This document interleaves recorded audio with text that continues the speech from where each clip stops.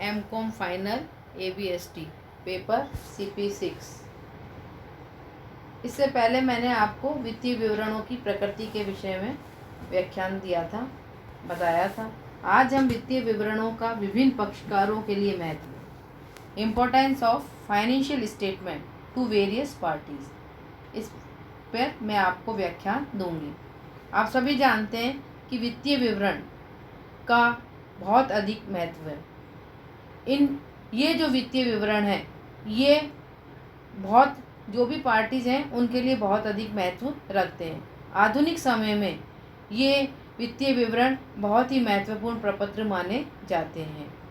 ये वित्तीय विवरण विभिन्न व्यक्तियों के संदर्भ में अपने रूप में अलग अलग प्रकार से महत्व रखते हैं।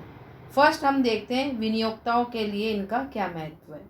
फॉर इन्वेस्टर्स, आपको मालूम होगा कि विनियोक्ता, जब एक कंपनी, कोई भी व्यक्ति किसी भी कंपनी में इन्वेस्ट कर देता है तो वहाँ वो विनियोक्ता के रूप में काम करना शुरू कर देता है, यानी वो इन्वेस्टर हो जाता है।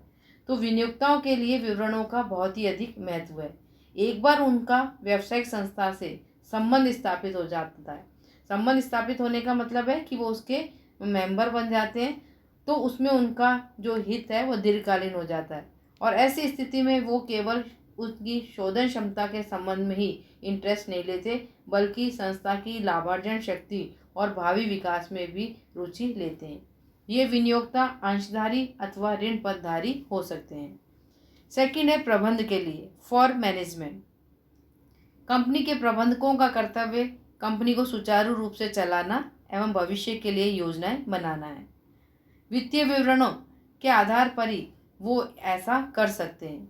इनके बिना वो प्रबंध के संबंध में उन्हें कोई भी सूचना नहीं मिल सकती। किसी भी व्यवसाय के संचालन एवं नियंत्रण हेतु वित्तीय लेखा उसी प्रकार महत्वपूर्ण औजार हैं जैसे एक सफल पोत चालन के लिए वायु मापक यंत्र, दिशा सूचक यंत्र और चार्ट्स होते हैं।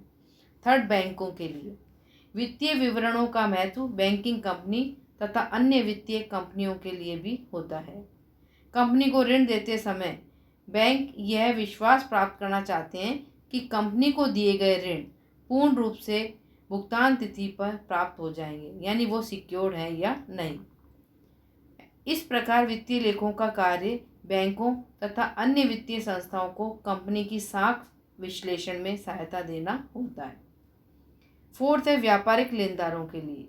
व्यापारिक लेनदार अथवा ऋणदाताओं के लिए भी वित्तीय लेख महत्वपूर्ण होते हैं। व्यापारिक ऋण से हमारा क्या तात्पर्य है, तो मैं बताती हूँ आपको कि व्यापारिक ऋण से हमारा तात्पर्य है कि एक व्यापारी दूसरे व्यापारी को उधार माल के क्रय में स्थगित भुगतान की सुविधा प्रदान करता है। ये अल्प अवधि के ऋणदाता होते हैं, यानी शॉर्ट टर्म, ये आपके इन्वेस्टर्स कहलाते हैं। इनका उद्देश्य वित्तीय विवरणों के आधार पर चालू संपत्तियों एवं चालू दायित्वों की तुलना करना होता है, ताकि उससे वो ये ज्ञात कर सकें कि उनकी राशियों का भुगतान करने की क्षमता कंपनी में है या नहीं। फिफ्थ है सरकार के लिए। कंपनी को पूंजी प्रदान करने वाले वर्ग के हितों की रक्षा करने के लिए सरकार ने अनेक नियम या कानून बनाए हैं, जिनमें से एक ये भी है कि प्रत्येक कंपनी अपने वित्तीय खातों का निर्माण व प्रकाशन सरकारी नियमन के आधार पर करे, यानी सरकारी जो नियम बनाए गए हैं उसी के आधार पर वो वित्तीय खातों का निर्माण एवं प्रकाशन करे।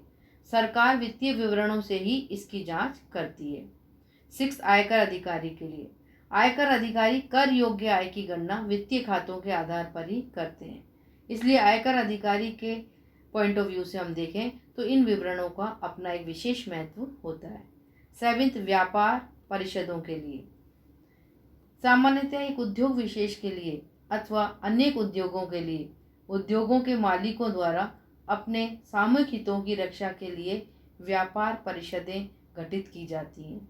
ये परिषदें सदस्य फर्मों या कंपनियों के वित्तीय विवरण प्राप्त करके उनके विश्लेषण से उद्योग की प्राप्ति की प्रवृत्ति, यानी उनके ट्रेंड का अध्ययन करती है तथा विभिन्न फर्मों की आपस में तुलना करती है। एट्थ, स्टॉक एक्सचेंजों के लिए। स्कंद विपणी केंद्रों पर सूचीबद्ध कंपनियों के अंशों व ऋण पत्रों का क्रय विक्रय होता है। ये सूचीकरण नियमों के अंतर्गत कंपनियों को अपने वित्तीय विवरण स्टॉक एक्सचेंजों को भेजने होते हैं, जो उनका एनालिसिस करके आवश्यक सूचनाएं अपने प्रकाशनों में प्रकाशित करते हैं, जिनका लाभ विनियोक्ताओं व अन्य लोगों द्वारा प्राप्त किया जाता है। 9, श्रमिकों एवं अन्य कर्मचारियों के लिए वित्तीय विवरणों के आधार पर ये लोग कंपनी की प्रगति का ज्ञान प्राप्त करते हैं तथा अपनी मांगे प्रबंधकों के सामने रखते हैं। लास्ट, अन्य वर्गों के लिए उपरोक्त के अतिरिक्त ग्राहक, समाज सुधारक, अर्थशास्त्री व राजनीतिज्ञ आदि लोग भी इनका उपयोग करते हैं। तो इस प्रकार हम देखते हैं और ये स्पष्ट हो जाता है इन सभी के लिए वित्तीय विवरण काफ़ी महत्वपूर्ण होते हैं।